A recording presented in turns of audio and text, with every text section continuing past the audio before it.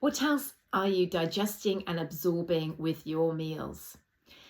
Now, I know what it's like. It's busy at lunchtime and we have only got an hour, maybe less than that, to get a break before you're on to your next meeting or whatever else you're doing, or off on your next appointment. So often lunchtime is one of the most rushed meals. And this can really impact your digestion and your absorption, just the fact that you're rushing and you're thinking about what you're doing next. But there are other things that can impact your digestion and absorption as well. And that is what you're taking in around you. So by that I mean, perhaps when you're having your lunch break, that's the time when you catch up on the news. And I get it. We want to know what's going on. You want to stay informed and know what's going on in the world. And this is the only time you can do it. There never is a good time. I mean, I don't really recommend looking at the news that often anyway, but when we're doing that and maybe it's not good news, we are activating the nervous system. And so we're activating the fight or flight side of the nervous system whilst we're trying to eat.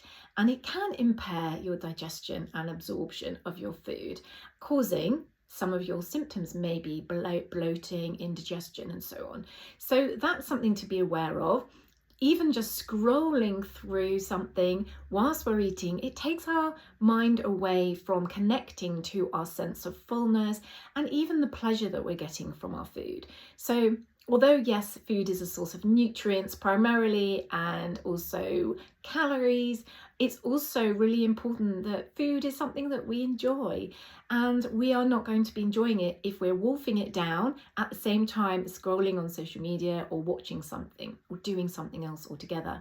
So actually, a lot of my clients say that when they start bringing their attention to their food more, they notice their hunger signals more closely and they begin to tune into that sense of, have I eaten enough? And that can go either way, because some people, they might eat too much, but actually a lot of people don't eat enough. So it's tuning into, am I satisfied? Have I eaten enough? And so also bringing into that pleasure side of things, like, am I actually enjoying this tasty food that I'm being blessed to have? So that's something else to think about. And then another thing to consider as well is when we're on our lunch break, or stopping for lunch, whatever it is that you might be doing in your day, is doing something else at the same time. So a classic one is catching up on your emails, or even if that's just reading through your emails or reading through something relating to work or jobs or things that you're going to then be going on to do later. And this isn't good for digesting your lunch. First of all, you're not having a lunch break when you're thinking about work. And I know that you're busy and I don't know what your work culture is like, but everybody deserves a little bit of a break. So, and how this impacts your digestion is, again, through the nervous system. So you're not completely relaxed. You're not going to be completely able to enjoy your food.